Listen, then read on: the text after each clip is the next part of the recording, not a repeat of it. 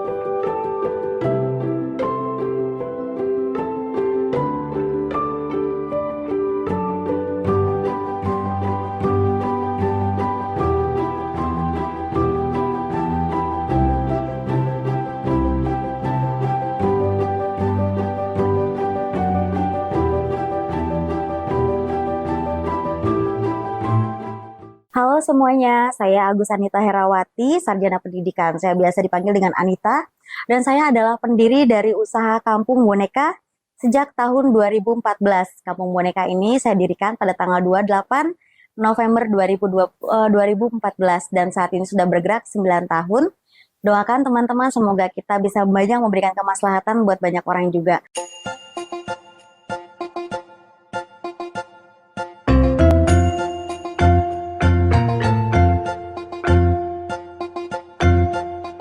Ya awalnya aku waktu itu wisuda, terus dikasih kado sama suami aku. Cuman boneka, karena aku suka boneka kan. Aku tanya harganya berapa, kok lumayan mahal ya. Gitu. Kasian nih kalau anak-anak kampus pada mau ngasih temennya tapi harganya nggak terjangkau. Ya jadi dari situ inisiatif saya untuk mencoba belajar membuat sendiri supaya harganya terjangkau untuk semua kalangan. Jadi sejarahnya itu cuma berdua bikin. Nah, alhamdulillah karena harganya terjangkau banyak yang order, otomatis kita butuh modal dong.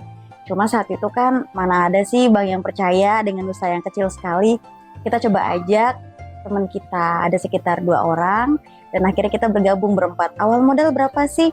Nggak ratusan juta kok, cuma butuh 2 juta aja waktu itu per orang. Akhirnya kita bikin, sampai sekarang kita berempat, dan mulai dari usaha yang kecil, merambah, sampai sekarang udah berjalan sekitar 9 tahun, alhamdulillahnya. Awal muasal memang saya belum tahu ya bagaimana sih bikin boneka itu gitu. Karena kan memang basic saya bukan penjahit, tapi basic saya adalah karyawan biasa. Cuma saya dapat waktu itu dari Google salah satu pengrajin boneka yang ada di Bekasi. Oh ternyata dia bikin boneka langsung nih. Dari situlah saya coba ambil sama dia. Hitungannya kita kayak beli putus ya sama dia. Nah terus lama-lama kok kita butuhnya lebih dari 50, sampai akhirnya kita loh kok lebih dari 5.000 juga kebutuhan kita, sampai pengrajinnya itu nggak sanggup untuk memenuhi kebutuhan kita, dan saya pun berinisiatif untuk coba cari lagi pengrajin lainnya. Nah ketemulah saya pengrajin biasa di daerah Kerawang. Nah di daerah Kerawang itu sangat takut ya ketemu kita. Mereka banyak yang cerita, aduh males ketemu sama orang Jakarta tuh suka ditipu katanya gitu loh. Kumaha ditipu, iya abis order terus bonekanya dibawa terus nggak dibayar. Oh gitu, coba lihat hasil bonekanya. Aduh aku lihat itu hasilnya luar biasa kurang bagus. Dan akhirnya saya memutuskan untuk ya udah kita main yuk ke rumah A, kita main ke rumah dia si pengrajinnya. Terus saya kasih modal. Saya kasih modal saat itu berupa bahan baku bonekanya, dan saya ajarkan. Itu saya ajarkan gimana sih cara bikin boneka supaya mukanya itu bagus gitu. Nah, belajar itu sekitar 6 bulan. Alhamdulillah dari pasangan suami istri ini, si pengrajin di Karawang, kita bisa menambah stok dengan baik. Nah dari situ kita mulai bisa memproduksi sendiri. Walaupun tetap kita sama pengrajin yang pertama tidak putus hubungan sampai sekarang. Karena buat kita ketemu seseorang itu seperti berjodoh ya. Karena jodohnya sudah sama dia dan alhamdulillah kita bisa menjaga silaturahmi juga dengan terus membeli orderan-orderan dari dia, kita beli semuanya. Dan alhamdulillah itu sih yang bikin kita jadi berkembang sampai sekarang.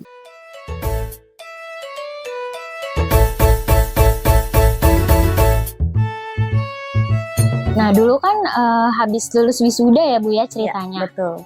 Istilahnya masih tabu nih sama pemasaran-pemasaran dan penjualannya.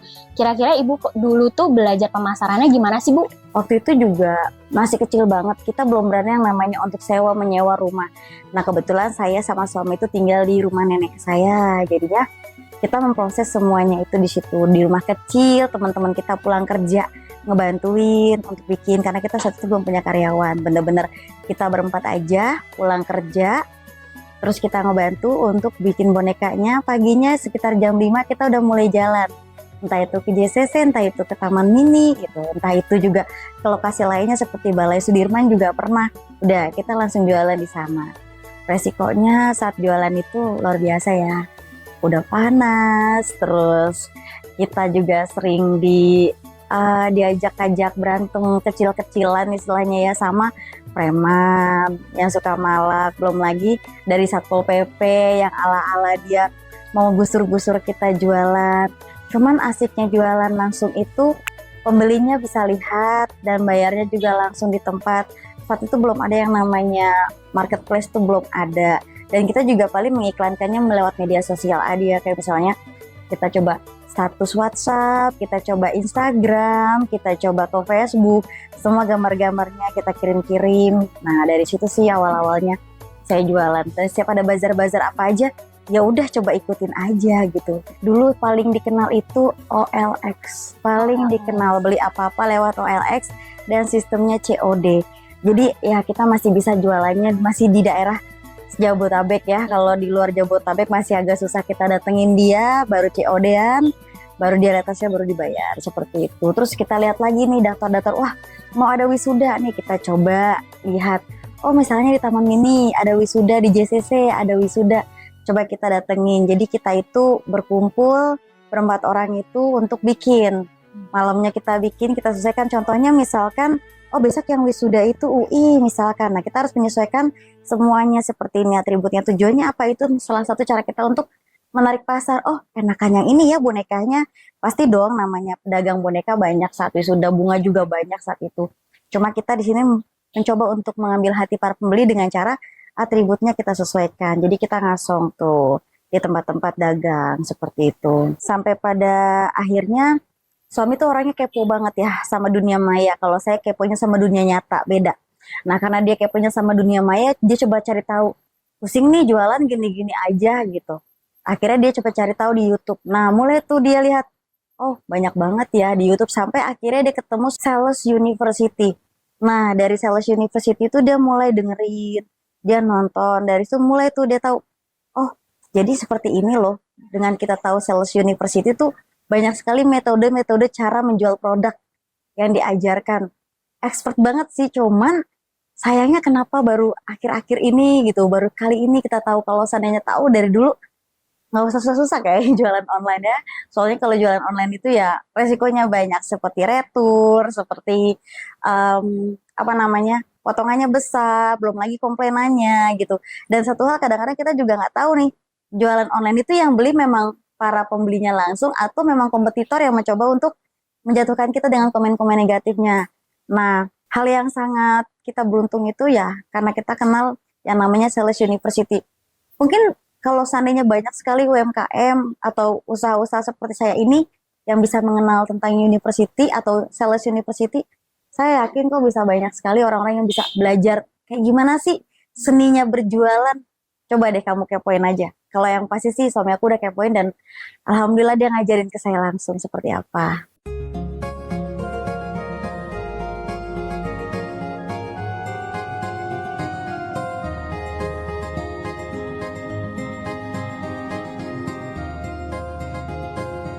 Nah, dulu Ibu kan mengembangkan bisnis sampai sekarang tuh 9 tahun ya Bu ya. Struggle apa sih Bu yang paling berkesan selama bisnis ini buka? Banyak banget Seru sih bisa berbagi cerita dari kisah nyata yang saya alamin ya.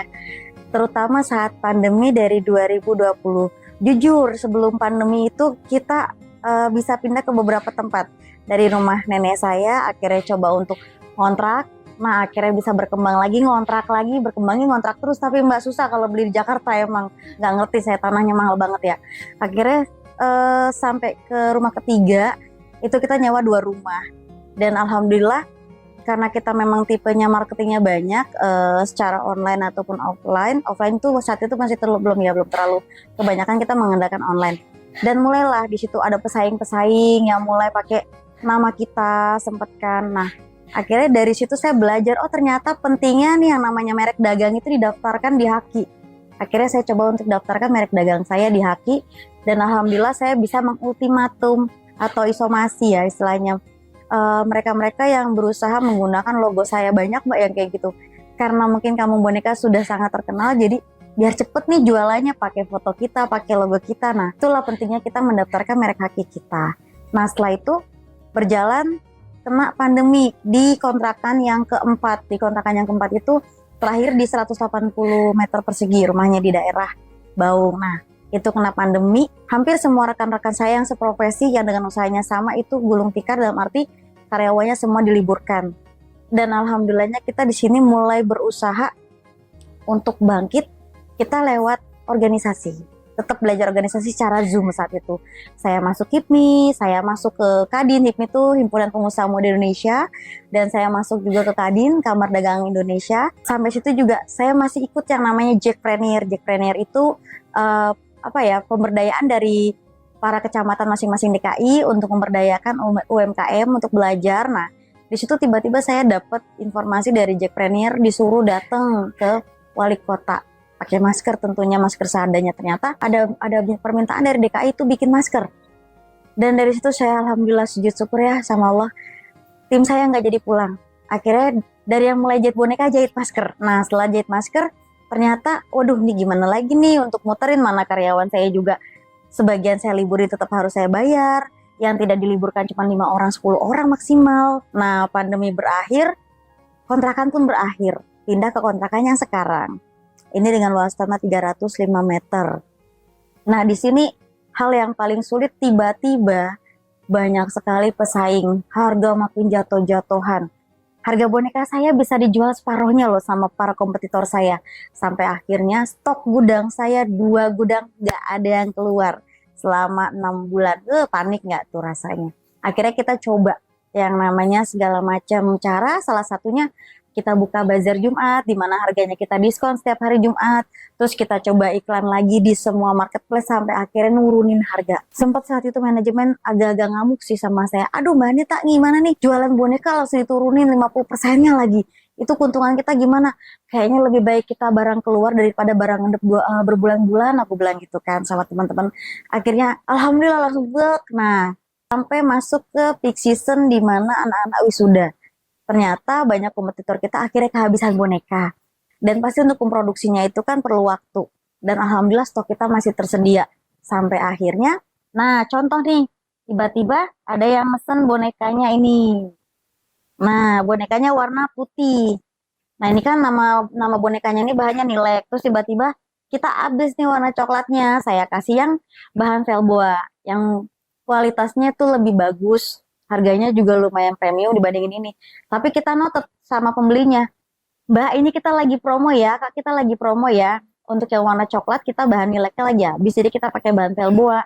Nanti ke depannya, kalau misalnya Mbak nggak dapet yang sama, itu berarti promonya sudah habis ya Mbak. Seperti itu. Kenapa? Biasanya nanti komplain, ih kok dikasihnya beda sih gitu. Kemarin bulunya beda. Nah, jadi sebelum customer komplain tentang boneka yang kita kasih itu berbeda, kita kasih penjelasan dulu ke customer bahwa kita sedang promo. Padahal ya daripada barang nggak keluar Mbak, mau nggak mau akhirnya kita agak jatuh jualannya. Seperti itu.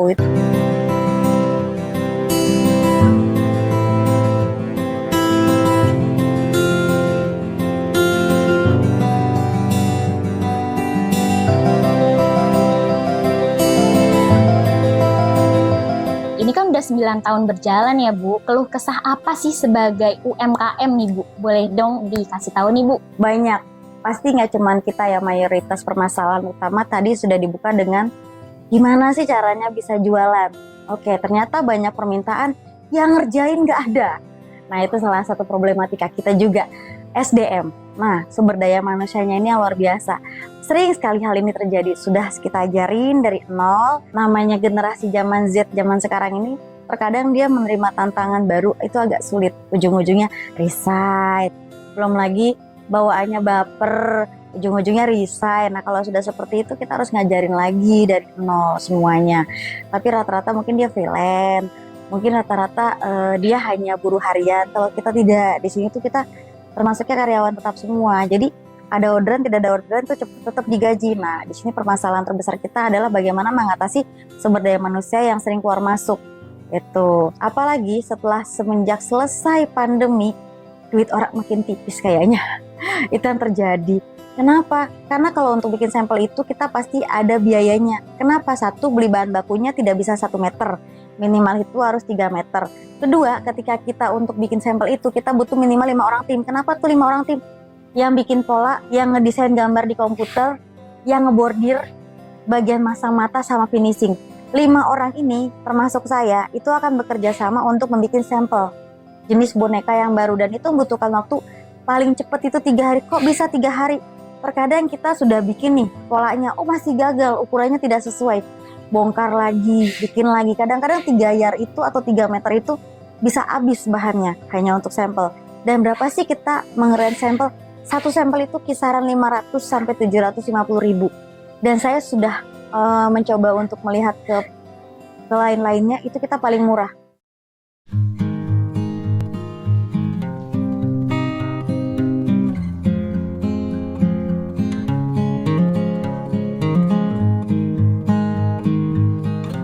Nah nih Bu, rencana untuk kampung boneka ini ke depannya tuh gimana sih Bu? Oke, yang pasti kita tidak hanya bisa bertahan dengan online shop saja, tapi kita juga tetap menggunakan yang namanya digital marketing. Nah, kadang-kadang banyak nih dari kita yang kurang paham bedanya online shop sama digital marketing. Online shop itu adalah marketplace, tempat kita berjualan secara online-nya.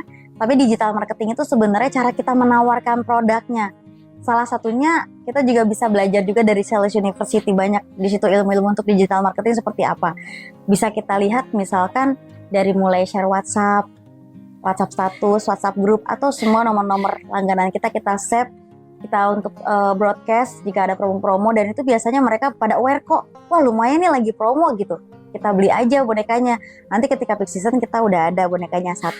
Terus yang kedua, kita di Instagram itu pasti TikTok, walaupun saat ini TikTok shopnya lagi nggak ada, tapi tetap TikTok itu sebagai salah satu ajang untuk promo. Tapi di balik itu semua kita tidak bisa yang namanya hanya mengandalkan online shop.